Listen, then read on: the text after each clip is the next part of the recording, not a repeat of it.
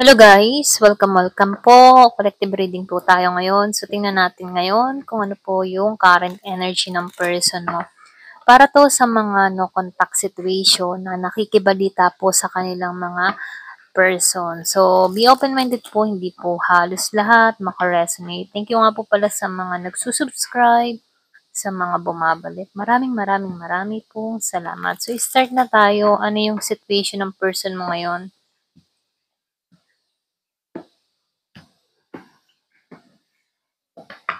Give it the message. Ano yung situation ng person mo ngayon?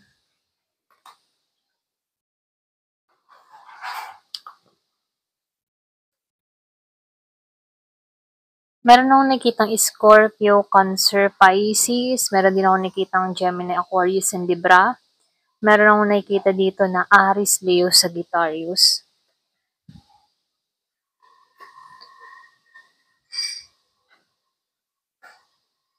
Malakas yung Leo, malakas yung Sagittarius. Meron din akong nakitang Gemini, malakas.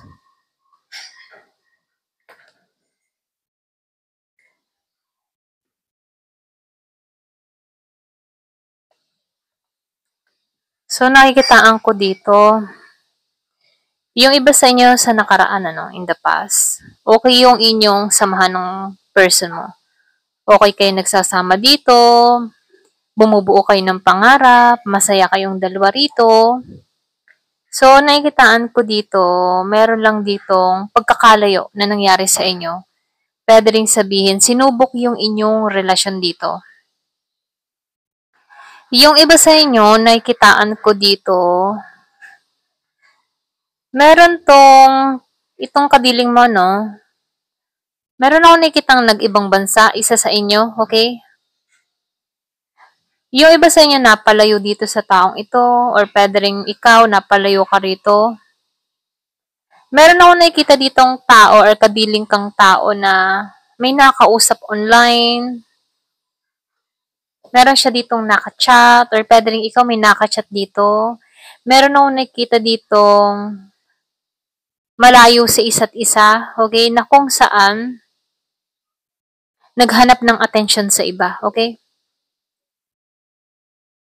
So, nakikitaan ko dito, okay naman kayo ng taong ito before, masaya kayo nagsasama, puno-puno kayo ng pag-asa, masaya ang pamilya, nagmamahalang kayong dalawa. Pero sa di inaasahan, meron ako nakikitang nagkalayo, okay? Pwedeng dahil sa trabaho, dahil kailangan. Kaya lang, dahil sa pagkakalayo-layo, meron ako nakikita ditong may nakausap na iba, may nakachat na iba, mga ganun, no? Merong nagpalibang sa kanya. Kung bakit itong tao na to nawala ng oras, panahon, nawala yung passion, nawala yung yung spark ng connection. Meron ako nakikita ang biglaang pangyayari, biglaang naganap. So, meron ako nakikita ang biglaang travel. So, dito, yung iba sa inyo nakikitaan ko dito, mas nagpo-focus ka ngayon sa sarili mo. Meron ka ditong iniisip, ginagabayan ka dito, may inner guidance ka dito na gumagabay sa'yo kung ano yung tamang pagpapasya, tamang hakbang na gagawin mo. Malakas yung instinct mo, malakas yung intuition mo. So, lumalabas dito, sa panahon ng taglagas, yung bang tipo na may nangyari sa inyong dalawa dito na kung saan na-miss niyo yung oportunidad niyong dalawa, okay? So, meron akong nakikita dito no contact sa inyong dalawa ng tao na to na kung saan merong tumigil dito, okay? Merong tumigil, merong nakaharang, or pwede rin sabihin may blockage. Iba sa inyo, binalak mo to, or pwede rin sabihin may nang ghosting dito. So, nakikitaan ko dito, biglaan yung pangyayari na nangyari sa inyong dalawa dito. So, lumalabas din dito, temporary situation lang to, okay? Excuse me. Kaya lang dito sa temporary situation na naranasan mo to, no, meron kang pinuput na depend sa sarili mo na kung saan nagkakaroon ka ng trust issue dito, okay? So, meron akong nakikitang pinanganak nung Gis, 9, 8, 21, 7. So, malakas dito yung Aries, Leo, Sagittarius. Yung iba sa inyo, meron kang kadiling na Scorpio, Cancer, or Pisces. Meron din ako nakikitang Gemini, Aquarius, and Libra, no? Malakas yung Sagittarius, Gemini, and Libra. So, lumalabas dito, no, merong huminto. Huminto yung relasyon, merong blockage na naganap. Meron din ako nakikitang nangyari in last quarter of March. Merong nakausap or pwede rin merong pag-alis na nangyari. Okay?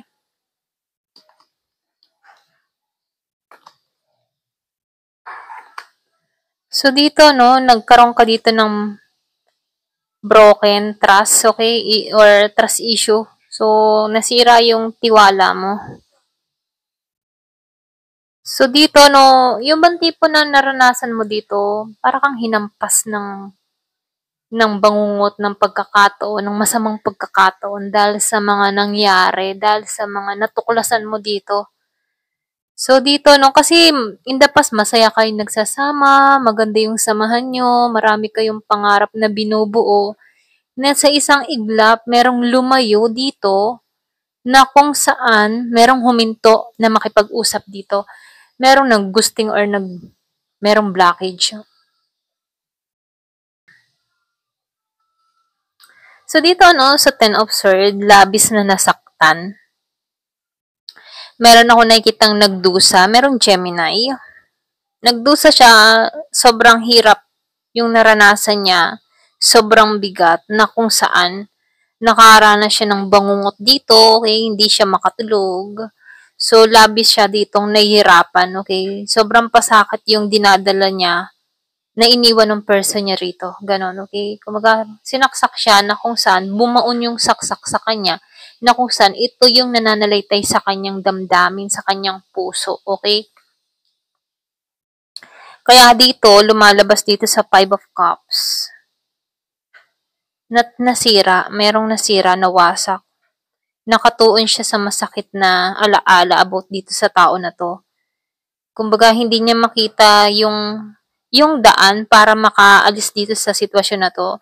Mahirap para sa kanya yung recovery sa tao nito kasi nagsama sila dito. Merong nag-live-in or pwede rin sabihin kasal, ganyan.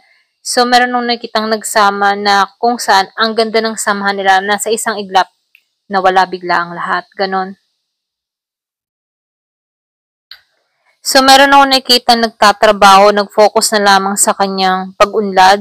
Meron ako nakikita yung bang tipo na merong binago siya or pwede rin sabihin nag-focus siya sa trabaho niya, sa stability niya, doon niya na lang binubuhos lahat ng oras, panahon niya at maging yung energy niya sa trabaho-trabaho lang. Okay? Meron ako nakikitang Virgo, Capricorn, Taurus. Kasi itong taon na to, meron transformation na nangyari dito, okay? So, meron nung nakikitang nagkakaroon ng bahay or meron nagpapabahay or pwede rin sabihin ito yung ninanais mo kung ikaw man to, no? Meron ako nakikitang gustong mabuo or gustong magtagumpay dahil sa mga nangyaring sakit sa kanya dito ng kadiling niya dito. Gusto niya magtagumpay dito, okay? Doon niya nalang binubuhos yung kanyang mga pain na naramdaman. Kaya itong tao nito, doon siya tinutulak sa pagtatrabaho. Trabaho, trabaho, trabaho. Ganon. So, dito, no, nakikitaan ko dito, merong paalis ng bansa. Yung iba sa inyo, pwedeng nag-work ka sa factory, sa company, sa mga, alam mo yun, may mga machine, or pwede rin sabihin may mga, basta sa mga factory, ganon, building, ganyan. So, meron akong nakikitang pag-alis ng bansa, okay? Yung iba sa inyo, himpapawid at yung iba naman sa inyo, barko, okay, dagat, sa dagat, maglalakbay, ganyan. Meron ako nakikitang ganun dito. So, may pag-alis ng bansa.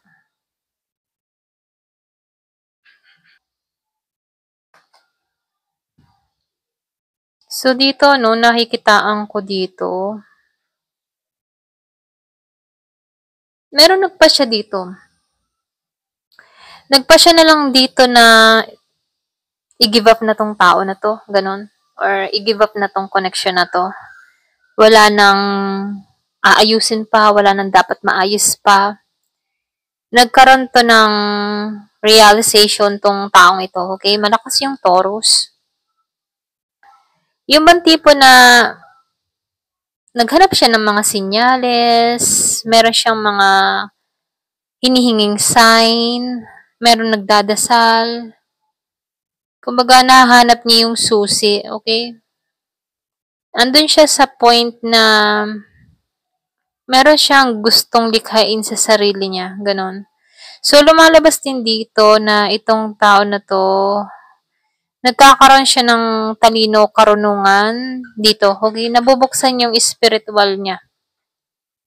Yung spiritual path niya, nagkakaroon siya ng paggising sa nangyari sa kanya dito. Ito lang nakikita ko, no?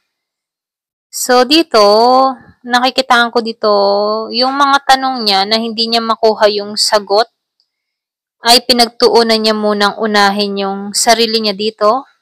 Nakikitaan ko din dito na pinagtuunan niya dito yung manalangin, okay? Doon siya nag-focus sa prayers or pwede rin sabihin na isinurrender niya lahat. Kasi hindi niya alam kung paano, sino, kailan, at bakit nangyari sa kanya to. Kung sino talaga yung para sa kanya, kailan niya matatagpuan yung para sa kanya, at bakit niya nakilala tong tao na to. Mga ganun, no? So, paanong gagawin? So, marami siyang mga tanong, okay? Na kung saan mas pinili niyang isurrender lahat at nanalangin dito sa cross. Nahingi siya ng sign, pero dahil nahingi na siya ng sign, pero wala siyang nakikitang positive na nangyayari. Kaya dito, yung tipong pinatianod na lang niya yung sitwasyon, ganon. Nagpatianod na lang siya sa sitwasyon, ganon. So, dito, no, lumalabas, merong nag-iintay. Pwede nag-iintay siya ng senyales, nag-iintay siya ng timing, oras. Meron nung nakitang aris.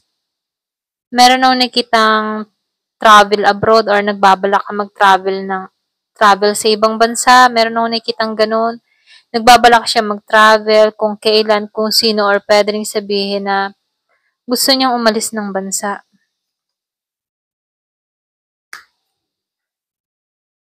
So, dito, no, nakikitaan ko dito, hindi naging madali yung kanyang usaping pag-ibig, yung experience niya dito.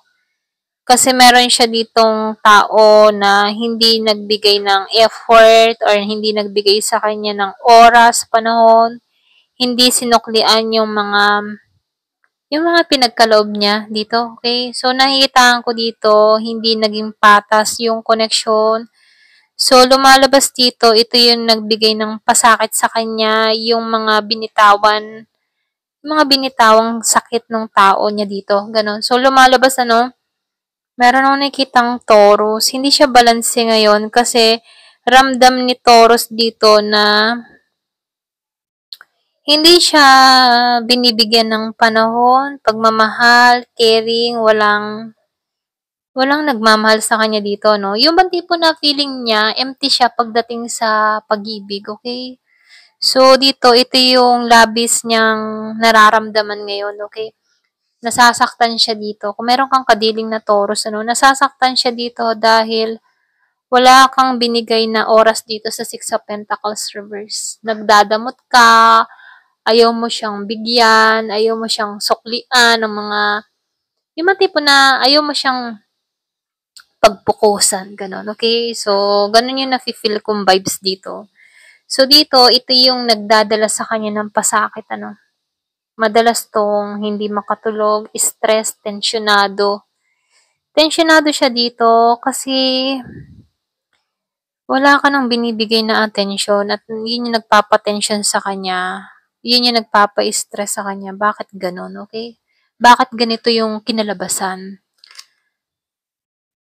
Meron kang kadiling dito na napapabayaan yung sarili. Okay, meron akong nakita ang Year of the Snake. Hindi siya klaro ngayon mag-isip. Ito lang yung nakikita ko, no? Sarado yung intuition niya, hindi siya masaya sa kinalalagyan niya. Malabo para sa kanyang lahat, ganon. So, lumalabas dito na meron kang tao dito na napapabayaan niya yung sarili niya. Maging sa yung kanyang yung kanyang kalusugan. Okay? Para siyang para siyang yung tipong madilim yung kinalalagay niya. Naligaw ng landas, okay? Yun yung napifeel ko dito, no, kaninong energy to. So, kita ka ng tao neto na tumataguyod yan, or nagtatagumpay. Kita ka ng tao na to, na ganon. So, nakikitaan nito na yung tagumpay mo. So, nafe-feel ko dito, yung iba sa inyo bago siya magtagumpay dito, no, kailangan niyang baguhin yung mindset niya dito. Ito lang nakikita ko, no, para maging impress siya dito. So, lumalabas kasi dito, dahil sa'yo, okay, dahil hindi mo to sinusuklian, or pwede ring energy mo to, no, so, piliin mo yung energy mo dito, no? Kasi nakikita ko dito, meron ditong tao na hindi sinusuklian ng pagmamahal, walang oras yung kanyang tao dahil sa mga nangyari dito. Kumbaga, itong tao na to, hindi siya klaro mag-isip dito at naguguluhan siya kung bakit niya naranasan to, okay? So, bago niya matanggalan to, kailangan niyang tanggalan lahat ng mga negatibong pag-iisip para maging impress siya dito, okay? Ayan, ito lang yung nakikita ko. Thank you for watching. Love and peace.